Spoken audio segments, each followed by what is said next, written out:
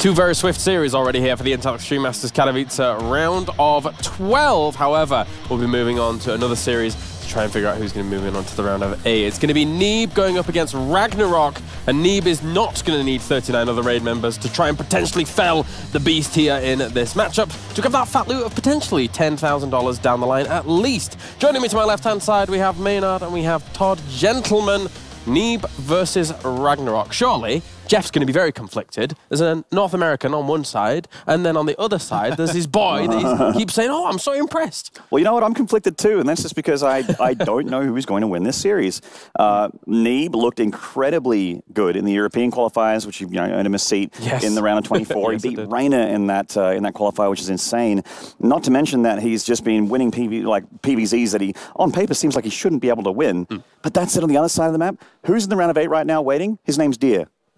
Guess who he lost to? Young RagnaroK. There you go. RagnaroK 2-0'd him in the offline qualifiers in these brackets. So this is a tough one to call. I have no idea who wins this. Yeah, on one hand, we got RagnaroK, the biggest surprise, I think, from this round of 12 here. And maybe in the tournaments for as far as, outsider going very, very far. And on the other hand, you got a Neeb that I feel like he was looking very convincing against Zerg at first, but then in his group stage, he actually had a pretty tough time. So yeah, he had a tougher time. I don't know, I'm a little bit conflicted in terms of as to how well he might be able to play here up against a RagnaroK, who we don't really know much about. I feel like we're learning about him more and more as we see him play, but there is still not that big a sample of games of him for Neeb to really refer to in terms of being able to figure him out. Well, gentlemen, I'm already getting word actually that our players are all ready and good to go. Great. Yeah, so I can ask you guys after the match has finished exactly what your thoughts are. For now, let's head into it. It's Neeb going up against RagnaroK.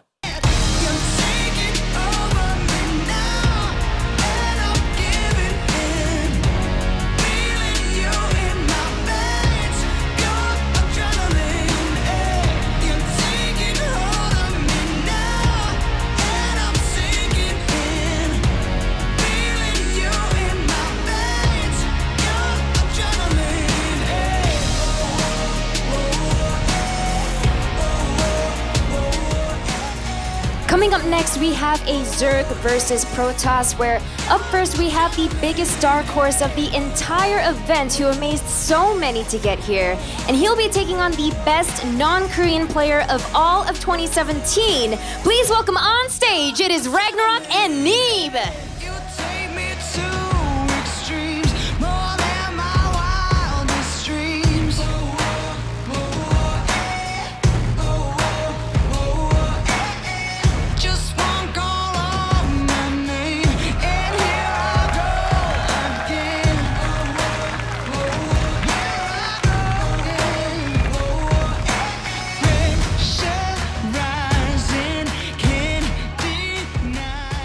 What a day. This should be a fantastic best of 5. I'm in control. He's Rotterdam, and this is going to be a good one, Kevin. I'm so excited for it. I am really, really pumped to see Neeb here in action.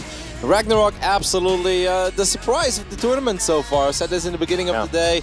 Out of the 12 players we have in this round of 12, I think 11, they could have made it on their good days. Of course, we are missing a couple that would have been obvious picks, but nobody is super shocked to see Neeb squeeze into a round of 12, or guys like Hero or Zest. But RagnaroK, not many people predicted him to be here, and he did it very convincingly so far as well. Not many, Kevin. But there are pretty much only one reason to bring in control to your talent pool, and it's some people would think it's my charming good looks, my humor. It's not those things. No? It's that I'm constantly crunching numbers, and I saw that when I added up the numbers and I was looking at this RagnaroK kid, I said, this guy's destined for something big, and I'm a little bit worried because the guy on screen right here, Neeb, I'm a pretty big fanboy. He's one of the only non-Koreans to make it in this top 12. He's a guy that you go back to 2017 and say probably had the best year outside of Korea. One of the first people to go to Korea and win a tournament. It's a big deal. But on the other side, when you're hot, Kevin. And RagnaroK has not just been winning, but winning really convincingly, doing very well. He did take second in his group, so it's not this astronomical, insane, he hasn't lost a map type of thing just yet. But the way he's been winning, strong defense, great execution, and just looking to be very good. I can't disagree with you there, but I get a lot of confidence out of this series that my man Neeb played yesterday against RagnaroK. I think in a way, RagnaroK and RagnaroK are somewhat similar. RagnaroK is also a little bit aggressive. Stylistically, I really think this works out well for Neeb. I think this is the kind of Zerg that he's quite good against in this day and age. I think we all know in the early days when Neeb almost never lost against non-Korean Zergs, the few that he would drop maps to were Zergs like Bly and stuff. You know, that's kind of what he struggled to. I don't think that's the case anymore. I think Neeb is actually pretty damn good in this matchup. I don't know what event it was. I think it was the most recent WCS event we had a while ago where he was on stage and he said kind of awkwardly and shy, he's like, you know what, I'm so good in this matchup that I think I can even put up a good fight against Cero, maybe. And then he slipped in the maybe. He's like, okay, maybe I'm overstepping boundaries here. But I think he's feeling really quite good about this matchup. Of course, we know about the Nidus right now and the way that Nidus can be very strong in this matchup. Yeah. But RagnaroK tried to Nidus him and Neeb just kind of slapped it down and really wasn't in any trouble at all. Yeah, so to be fair, I don't know RagnaroK's ZVP in particular very well, but again, I've been crunching a lot of numbers, and I'll tell you, going off of the matchups I did see him play, he's much more of a defensive player. I'd be kind of surprised to see him go the RagnaroK route and be losing or winning off of offensive. I don't know that that's going to be what we see from him. And that's where it stylistically gives me a little bit of pause.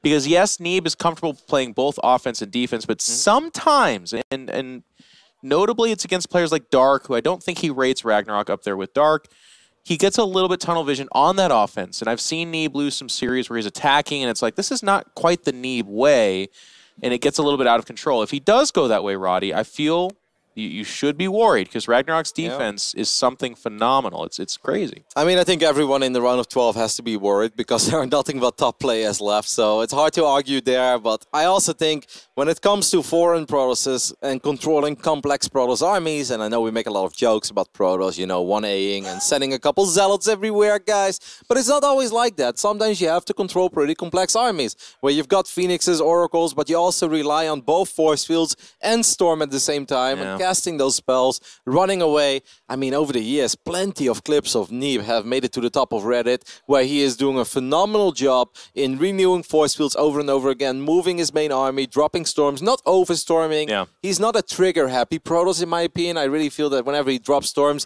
he makes sure that they count, he spreads them out well. I have a lot of confidence in this series, in Neeb. It's not going to be easy at all, because our Psystorm Gaming Zerg has looked incredibly good so far and made it out of a group with Cero, Rogue, Gumio, Innovation and Solar. I mean, that is an amazing achievement, and he can be very, very proud of his run so far, but we'll see.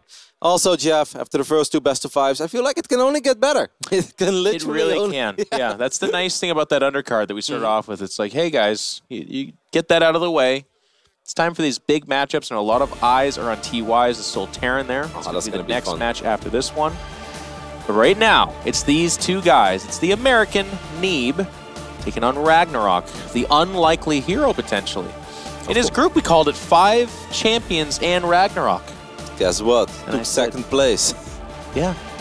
What if he becomes the next champion?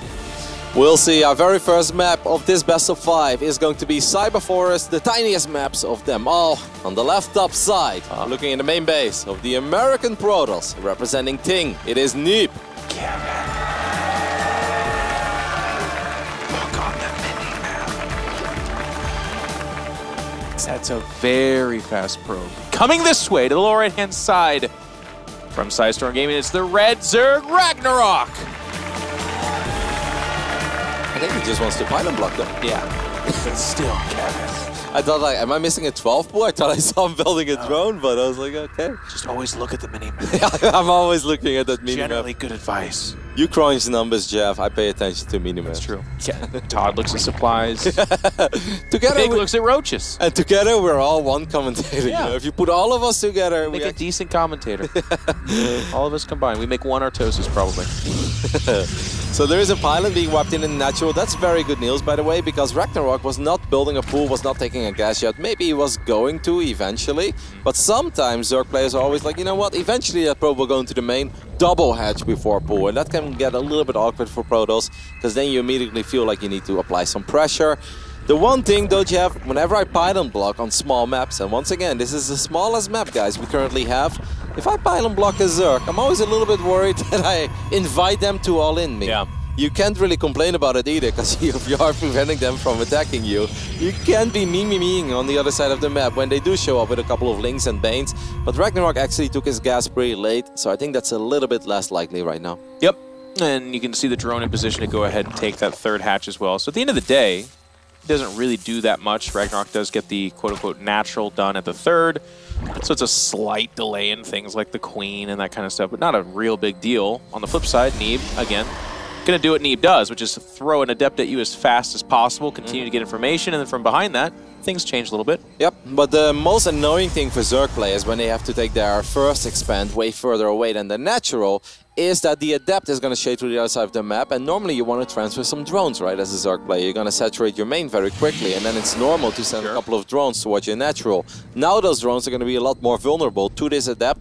That forces you to make Lings earlier, but you don't want to do that as a Zerg player. You want to delay those Lings for as long as you can.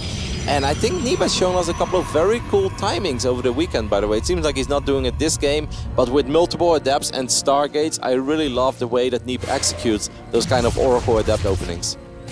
Very good at the Adepts. We were actually on the way back from one of these days, there's been so many days with StarCraft, talking about a player kind of recapping how Neeb's Adepts seem to just hit a little bit faster, a little bit harder, because he's just so crisp about them. I mean, almost every PvZ I've ever seen him play, it looks like this right here, which seems mundane to the kind of average eye. It doesn't seem like that big of a deal, but when it's getting there faster, it's shading constantly, it's doing the right stuff. Okay, good job there by RagnaroK. He was actually hiding the Zergling, so Neeb thought that this was very safe. It turned out it wasn't that safe. One Adept is gonna go down. I think Neeb got one drone there and a couple of Zerglings, so this was a pretty even trade across the board. Yeah. And that's part of the reason why I like this from Neeb. Ooh, one more? Oh my god. Damn you. Throw a rock. Make the building God! That's just at the bottom, like yelling up at it, because you know I can hear it too. It is going to be a Dark Shrine, which in the past we kind of freak out about, but it's not. It's going to be an Archon drop. But what I do like about this, and you see some Protoss will try it, the Warp Prism will get out, get halfway across the map, warp in the 4 DTs. Instead of turning into Archon, excuse me, 2 Archons immediately, poke and prod. If they're a little bit cheap on the Spore Crawlers, or maybe they're not moving fast enough, you can get a hatchery, and that's why I kind of like this version. Now, the deficit of this is that without that Templar Archives, you do later have to make that, because you can't make it into the middle game of a PvZ more than likely without Storm and that kind of stuff. The lair got started 3 minutes and 30 seconds into the game. That's fast. It's not ultra super crazy fast, but it is fast. We see the Roach Warren being thrown down now as well. There is a possibility for some Nidus plays, but I'm not sure if RagnaroK is going to go for it. Oh, there's the first Spore, but just one, Kevin. Where is it?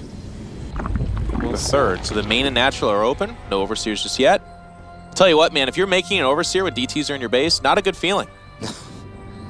And I think we're about to have that. And RagnaroK actually hasn't entered the main base, so he's morphing an Overseer now, but I think the Overseer is being... Okay, it's actually in the main base. I was like, maybe it's on the other side of the map, so he's just gonna go for Archons immediately. I don't really hate this move for Neeb because of that Overseer that was morphing in the main base. That anyway. was the part of it early. I mean, this is terrible timing for Neeb, unfortunately. There's so much that he could have done. Oh, there is no Overseer, right, okay.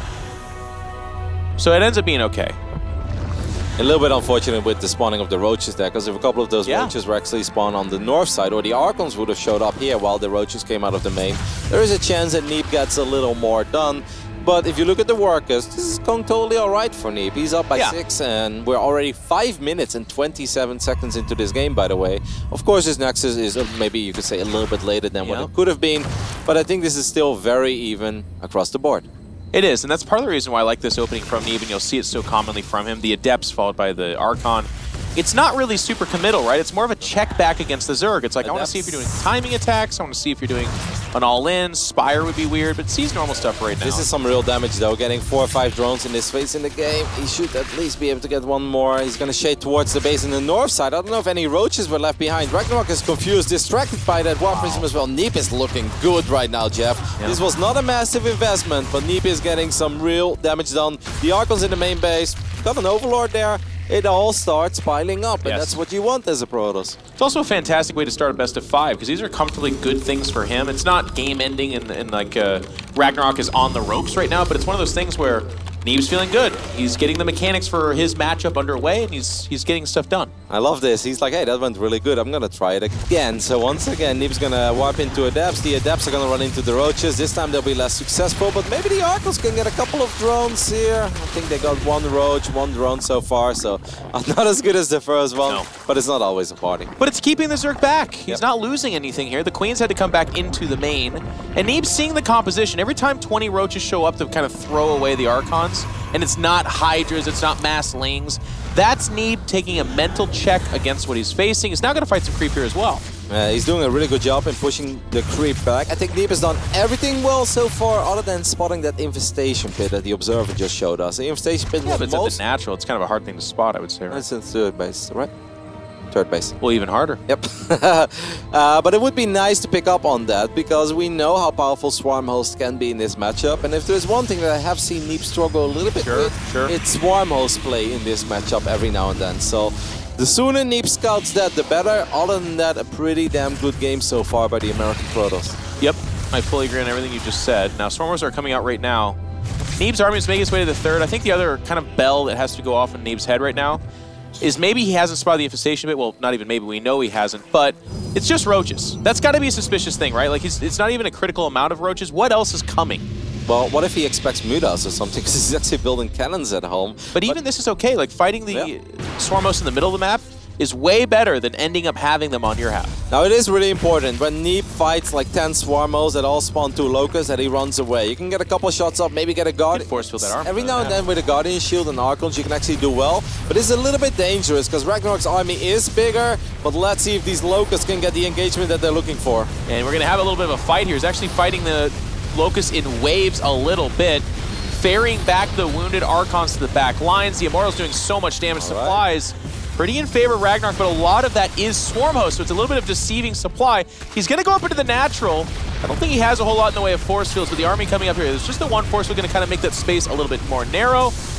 And Neeb's getting a little bit spread out. He's got to be careful here. Yeah, there's one Immortal taking quite a bit of damage, but this is good so far. Neeb does not save it, though. That's kind of a shame. The Swarmos obviously very eager to fight. 16 drones going down already, but Neeb cannot afford to just lose all of his Immortals. Look at the focus fire on those Roaches, by the way. Yeah. That was beautiful. Just get out of there. You don't need to fight those Locusts, Neeb. Put everything on the high ground for all I care. Ooh. Yeah. Can he get there? He's going to do it. That's 3 Immortals. 3 Immortals and a Prism against Roaches and Queens. Yeah. I mean, yeah, the Immortals are low, but as long as the Locusts don't get on top of it, that Immortal. He saves all of them still. It's so little health. Okay. Now, he does lose one there, but the Zealots are on top of this. That's it. RagnaroK said he's had enough. The supplies were heavily in favor of Neeb. We were both looking at the battle at hand. Neeb's got to be happy with that first game. It's the Adept phase that went well. The Archon phase went well. No, he did not spot the infestation pit, but something in his head said, I can get out there and be aggressive. All I'm seeing is Roaches. So, to Roddy's point, let's say it is Mutas. You still want to be out on the map with those Archons. It's the way to do it. It's not going to be an explosion of 30 Hydras. It's basically either Mutas or it's probably Swarmhost. And in both cases, if you're back at home, you're in a bad spot. So Neeb did the right thing. Not gonna lie, I was a tiny bit worried when he was standing at the bottom of the ramp of the natural in the third phase of RagnaroK, and the Swarmos were out. You look at the supply, he's down 35 supply, but I think RagnaroK maybe should have... I mean, it's hard, right? Because if he fires all the Locusts at once, Neeb runs away, then turns around and kills him. We're the first ones to say, that's why you shouldn't send all of the Locusts at once. Yep. But he kind of sent them 2, 4, 2, 4, and the Locusts never really had a real impact in that battle. And the moment that the Swarmos were not able to fire anymore, Neeb was like, all right, man, Roaches against Archon, Immortal, I've got an upgrade advantage as well. Let's party. But yeah, very, very clean game by Neeb. That's the way you want to start your best of 5. There is nothing in that game that really went wrong for Neeb, and everything went completely according to plan. I think it's okay to be a little bit critical of the decision on the waves of Locusts, but for me, the other part of this too is Neeb's execution was on a different level. Like, I'm a, by common person standards, I'm a very good Protoss player, but Neeb wins that fight, I get slaughtered. Like his execution, his force field, his timing. He didn't like spam 9 force fields. He kind of continually, hesitantly used those in waves as well. He was ferrying back the Archons. He picked up the Immortals. They were constantly shooting the right targets right. It's the other part. If they're shooting Roaches, they're doing maximum damage. If they're shooting things like Locusts, or if they're going after the Queens themselves, Queens, they're really not that effective, especially for how supply dense they are. Anyways, we could unpack that forever, but the point is, Neeb, very good. RagnaroK gave him a good run for his money. Neeb was just playing on an 11th gear there. Yep, that means we have hopped into the second map over here, and at the left bottom side, we're looking at the main base of the American Protoss player. So far, very good. It is Neeb.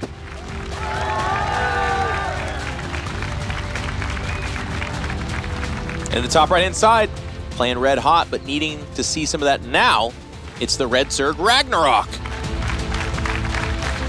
from Team Sidestorm Gaming. Of course, Ting, very happy with their Neeb. They have to be. Yeah. One of the best pickups. I was like, we should get this American product. Oh, he won 3 out of 4 WCS events in 2017. That was a good pickup a while ago. Yes. I wish he made more phone calls. You know? That's going to be the next evolution of Neeb, is they get him more social. Can you imagine a commercial with Neeb like answering a phone? Like, hello, this is Neeb. No, I cannot. Actually, Jeff, I can imagine a lot of Not things. right now, Cassandra. I'm playing StarCraft. No, I can't picture that. Nope, All right, sorry. well, maybe someday. It's going to be that pylon block again, and I did like the way Roddy broke it down last time, but we're seeing a little bit of a difference thing from here, from RagnaroK. Yep. Go with the pool first. Yep, and once again, that means that things can get a little bit dicey. Neeb wanted to block it one more time. But it is important now that Neeb keeps some vision on the other side of the map. Because this time RagnaroK took his gas a lot faster. He didn't expand on the south side. He didn't wait. Nope, he's like, you're blocking me. Gas, pool gas. The order doesn't even matter that much. What you do know right now as a Protoss, this could be a Link float. This could be a Bailing Bust. It could be a Roach Ling Rush or a Ravager Rush. And it can also be a super fast Nidus. So it is really important that Neeb plays his game a little more cautious. And I mean, preferably A keeps a probe on the side of the map of RagnaroK, because if you send out your first adept... He won't though, but yes. And you lose that first adept, you barely have any DPS at home. So then even if you get link flooded and you scout it in advance, you have no DPS and you can die as a Protoss. I think for us mere mortals, I fully agree with you. For Neeb, I think the logic is that his adepts will stay alive, and if he makes enough lings to run them down and kill them, then that in and of itself is some kind of alarm. That's okay, that probe is not going to be able to keep these links out. This is super annoying though, because Neeb's adept wants to move to the other side of the map. It needs to get some information about things that are going on. But on the other hand, he needs to clean up these 2 links as well. Otherwise, these links are going to be very, very annoying. This is scary as a Protoss. We know that right now RagnaroK is not doing anything crazy, but that's not something that Neeb could possibly know. Right. Well, the links were cleaned up. So actually, to Kevin's point, look at this. This is why you like him so much, isn't he? He's like, you know what? I don't know for sure, so let's send another clean probe over there. Neeb is playing really good. Like you said as well, the way that he handled that big battle with the force fields. Neeb is not a trigger-happy Protoss. I'm going to be honest, Jeff. I'm a pretty trigger-happy Protoss. If I panic, it's not 1 storm, it's 4 of them. And I don't rely on the 2 force fields being correct. I'd rather use 4 to make sure everything happens. Triple Guardian Shield force field. Yes, exactly. But no, Neeb is playing really good. Even that small detail there, sending out that probe, making sure he doesn't die to something silly. RagnaroK is not doing anything silly. We can see that, of course, because we see everything as casters. But Neeb, very, very solid and sound so far. Yep, gonna open over the Oracle, followed by the Phoenix. Phoenix will clean the map on his half, at least, of Overlords. Oracle going to do what it can to get some brass in, and then perhaps reside itself to Recon. Clears those adepts. Now these lings have speed, so if they finish anywhere near the base, they're dead. We'll get minimal damage done. Wow. This time spotting. +1 melee build by RagnaroK. We saw the Evolution Chamber already, now finished up, and he's actually going for +1 melee. I didn't really see this one coming. Did Neeb spot that Evo Chamber? I don't think he did, right? I don't think he really got... Nope, he didn't get to that part of the natural. But he does see there are no drones here, and obviously Neeb is not crazy. And he sees a couple of links, but on an overwhelming amount, he also spots the Spore Crawler here, which suggests that, you know, RagnaroK obviously does want to play some sort of a macro game. It would be nice if this Oracle can get in there and spot an Evo Chamber, because that would be a massive scout. It's in a pretty tough spot for me to see that happening, I would say. No Unless he lets these finish. That would have actually been good, because the links were on the other side of the map. Oh. Kevin, there's 5 gateways right now, by the way. So I feel like we should probably mention that. L'Explosion de gateway? Yes. Ah! It's more! 7 gateways. It's kind of what I'm talking about, though. And guess what? +1 melee, very good in this situation. Yes, but I feel like that in general kicks in a little bit later, right? Because it's very good if Zerg gets up to, like, let's say 51 drones, and then you can spam a never-ending wave of Zerglings. 51 drones. Kevin. But like Neeb is not delaying this. I actually like. I kind of like this for Neeb. If I'm 8 gating, Jeff, I'd rather face Zerglings than, let's say, Ling Bane without upgrades or Roaches. Roaches are the worst thing to face with your gateway units. Because Neeb, I don't think he's even waiting for an Immortal. He's just 8 gating. Yeah. And that's actually pretty damn good for Neeb. Could be. He's got the sentries coming out first. He's going to try to bank up some force field energy over there. Right now, it's all eyes on RagnaroK. Are you seeing this coming? Because there is no third base attempt. No, the two guys trying to get away there. Come on! I don't even understand how that happened. That stasis felt so far away. And he does see the Warp Prism, so now he knows. And Nidus, that's so funny. RagnaroK wants to attack Neeb, but Neeb is like, no, I'm actually planning to attack you. So if I'm RagnaroK, I cancel the Nidus, and that's exactly what he does. He's like, whoa, wait a minute, I should probably get some range units. Now he gets a Bailing Nest as well, but that's going to be very late, Jeff. I'm worried for RagnaroK, man. He needs way more Lings than he currently has. We know that Neeb is good with the force fields. It's possible, but RagnaroK seems he's in trouble. You're supposed to bait out force fields in the middle of the map. You're supposed to buy time. We didn't really mention, but this map's not very large either. And he gets the Oracle very quickly. Oh, yep, the Oracle does go down. The Warp Prism needs to stay safe, and it does stay safe. A lot of these Lings have already disappeared. Yeah, all the Lings are gone. That's the +1 attack there. Bailing Nest's not finished yet. Hydra Den finishes, but there's no Hydras coming out because why would you? They're not even upgraded. It's just Queens, and if the Queens have support, that's great, but when they're by themselves, not so much. Trying to get the Warp Prism, but not nearly enough time or space. And here comes Neeb. He's up 90. Army supply 50 to 28. It's not going to be close, ladies and gentlemen. As Neeb surges forward, the just kind of smattering of units coming off these attachments is just not it. RagnaroK says, what the heck, man? I didn't see this coming. And the Queens are going to get picked off. Yep, not a perfect voice field there. He's going to trap these Queens. GG. Neeb takes a very quick and easy 2-0 victory. A little bit uncharacteristic there. A good old Stargate into an 8-gate. No Immortal, no Archons. Yeah, I'm telling you, it's not uncharacteristic. He does that in best of 5s. He always mixes in 1 or 2 all-ins, sometimes another one. When he's up 2-0 like this, Kevin, I'm telling you right now, there's a chance for another one. No. Yeah? I don't believe it. I said a chance. Well, there's always a chance, Jeff. Exactly. Because then even if he doesn't do it... You'll notice a lot of what I say is very safe. RagnaroK plays his mind out against Scooby, and I go, he's really good. He might advance. And people are like, whoa, Jeff, great pick. I'm like, super safe. Anyways, RagnaroK down 0-2 here, but to kind of build off of Kevin's point, let's say that you look at Neeb and don't think of him as a guy that does this timing attack, even though Jeff knew that. He's now done one super safe kind of standard opening, and then he's done one mega all-in off of a normal opening, right? So now you're RagnaroK, and you have to win 3 in a row, and you have everything to defend and pick against. That's really tough place to be. Yep. I kind of wonder why RagnaroK went for a +1 build on Neo Repugnancy, which is really not that big of a map. Like, if he would do it on, let's say, Automaton or King's Cove, like, I can actually get behind it a little bit better. I do really like the +1 builds because you can get +2 quite fast behind it, and then Bailings can really roll into mineral lines, or you can even go for some Bailing drops on top of probes. I can get behind it, but a map like the one we just saw is really kind of small. And +1 Lings, in general, they need distance, because Lings are very fast units. Yeah. So obviously, the more they can run around, the more they can be annoying, the better they get, especially with upgrades. But these maps are kind of small, kind of straightforward. It would not have been my choice to go for that. Yeah, I definitely agree with everything you're saying. I think that +1 melee is also not the biggest leaning in either, though, right? Like, it's pretty good at the Baneling phase. Baneling Hydra is good with +1 melee, so it's kind of, I don't know, I agree with you, but I think it's almost a little bit unfair to hold it too far against him, because as the game develops, it could have been like a fantastic choice, except that Neeb 8-gated, which is, you know, one of the worst case scenarios pretty ever crazy. Yeah, it's way up there as one of the worst case But scenarios. what I do also think is very odd, Jeff, is that he initially planned to Nidus as well. And I don't know if you really want to like Nidus with +1 Lings. Like, I feel in general Nidus is the quicker they hit, the stronger they are, unless it's like ultra late game Nidus with macro and 80 drones and then Roach Hydras. That's a different kind of Nidus. But if I would Nidus Neeb with Lings and Queens, I'd rather do it as quickly as possible instead of researching a +1 melee. Well, we'll never know. I mean, that game's in the books. It's 2-0 in favor of this guy in the lower right-hand side. Representing Ting, it's the blue Protoss, Neeb. Looking calm, cool, and collected.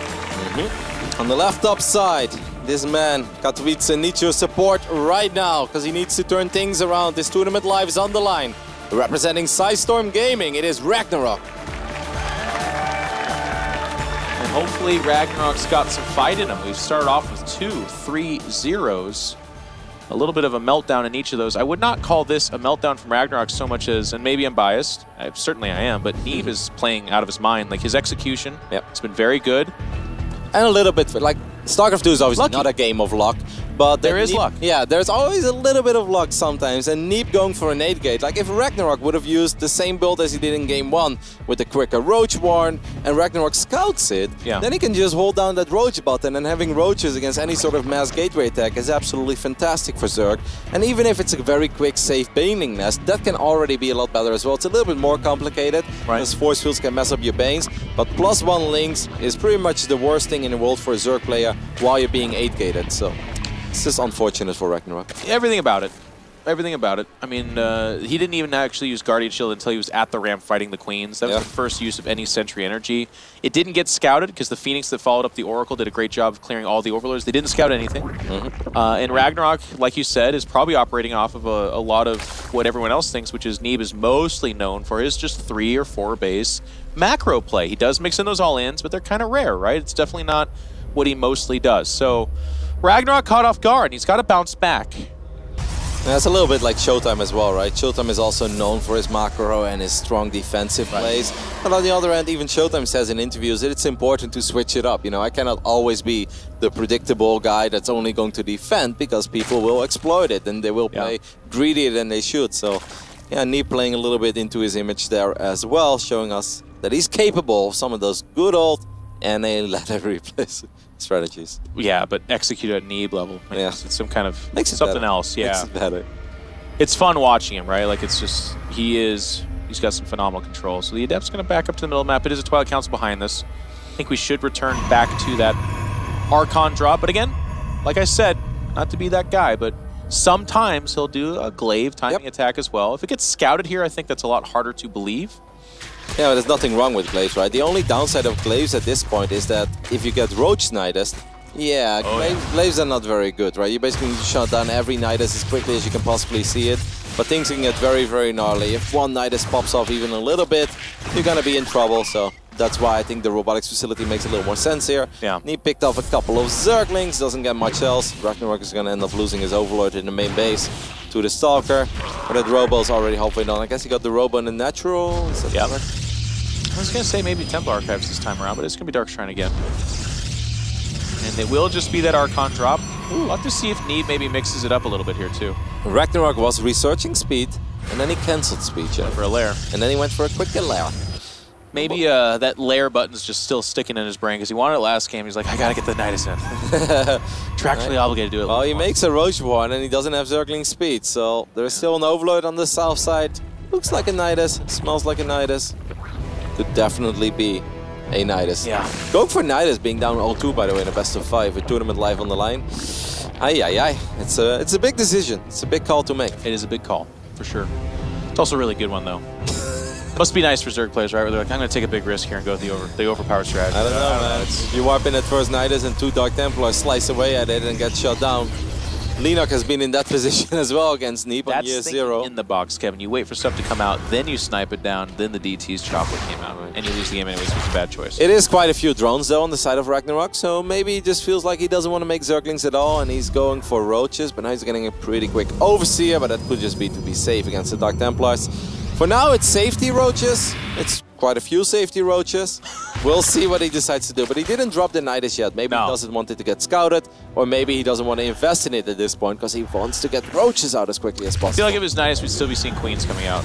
You go for mass Queens alongside it. I think he's just being safe. Yep, he's going back into drones. No, one Queen does go down, by the way. That's a bit unfortunate because RagnaroK actually made a lot of Roaches against just 2 Archons.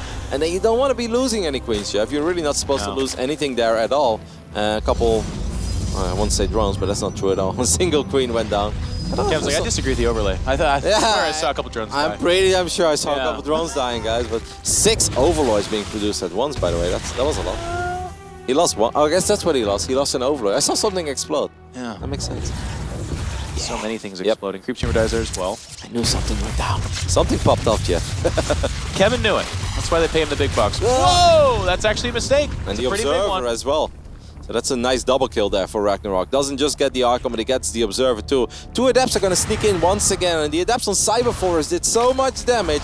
The Roaches are here to save the day. Neeb's shots were actually a little bit desynced there. That's kind of unfortunate. Neeb could have picked up maybe one more drone than he's going to here in the end, but 4 drones. 4 for 2 is fine. Yeah. acceptable trade. Ooh, there's the first change. Spire at the natural. So we saw Infestation pick game 1. Now it's going to be the Spire. RagnaroK mixing it up as well. It's just been shut down so far. It's going to come down to that Archon harass. Because here's the other thing again, and I just want to reiterate. When you're a Protoss and all you see is that like smattering of roaches and nothing significant, no Hydras coming out, no upgrades clicking in, you get worried. Something's happening here. Yep. The Spire is not in the main base, so these Archons are not going to spot it yet. That Archon is taking a lot of damage, Neeb. You got to be a little bit careful. You already lost one of them. One Overlord is going to go down once again. I think he warped in. I don't know that I like this from RagnaroK, by the way. The potential is that Neeb sees this coming, and we already saw Neeb's reaction last time. He feels if you just have those roaches and there's a tech behind it, I think he moves out on the map. And if you move out on the map against these Archons, I think you win as a Protoss. Or excuse me, against Mutatech. The thing is, it becomes a little bit tricky for Neeb because he lost an Archon, right? So he has slightly less anti-air than he would normally have. He's adding gateways, Kevin. Sorry? He's adding the gateways. Yeah, I mean, obviously this could still be anybody's game. I don't hate this by RagnaroK. Is it risky? Absolutely, but I can see this paying off because Neeb is still completely in the dark. He's gonna make a lot of Zealots soon. I wonder if RagnaroK is going to reveal his Mutas almost immediately. I mean, we've seen this before. Now Zergling speed gets researched as well. I'm super curious about Neeb's response. He's most likely going to see it now with his hallucinated Phoenix. Is he just gonna get, let's say, cannons everywhere? He's already getting one cannon, by the way, so maybe Neeb, his spider senses are already tingling. And at this point, Neeb knows that it is Mutalisk. Multiple cannons and probably... Do you get Blink? Okay, he wipes in 5 Stalkers immediately, but obviously he doesn't have Blink, Jeff. Should start that. Maybe get a couple of Tasteless Pylons going here for those Artosis Pylons. Back him up. And behind this, it's Roach Ravager maxing out. It's actually so good that Neeb saw it with the Hallucination, though, right? Not the Prism. Yep. Well, the best thing that Neeb has right now against the Mutas is in general that War Prism with the Archons. That is his most mobile defense. Of course, getting a cannon here and there is going to buy you some time. And now Neeb does fire up Blink, by the way. But Neeb is staying surprisingly calm. He doesn't want to invest in any Stargates. He's like, no, I think I'm actually... If Neeb takes no economic damage from this, I think he's in such a good spot. Well, I actually love the defense. The sentries and stalkers on the north, couple stalkers in the main base, a cannon, and the 2 Archons in the natural. Neeb is actually handling this like a champ. He is down a lot in supply. Well, okay, this is a pretty sick follow-up by RagnaroK. He basically just made 8-9 Mutas to force out a big reaction. Does he have an Overseer over here? If he doesn't have an Overseer... Neeb spots it now, by the way, so Neeb knows that this is happening. Okay, Neeb's gonna need some good defense here, but with shield batteries, the Immortals, force fields... Neeb, you saw this army! Why did he not react? He saw this army with the Observer. Oh my god, the Immortals in the front get murdered immediately. There's still a good number of Immortals behind this. And again, there's no detection, so no DTs coming in just yet. Force Field's trying to zone off this army. A bad beginning to the engagement. There come the DTs. Archon's getting ferried over. So not a great start to it, but Neeb holds on. Those are some real F2 DTs. Well, he never made any Tasteless Pylons.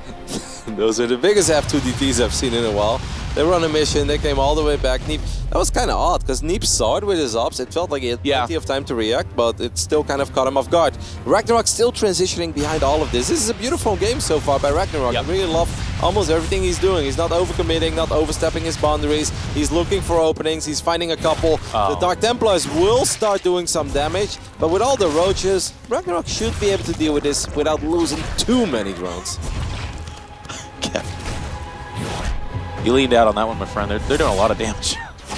11 is obviously, I mean, this is very big, but this is not the 40 probes we saw go down in the PvP, for instance. You're right, Kevin. We've seen more die.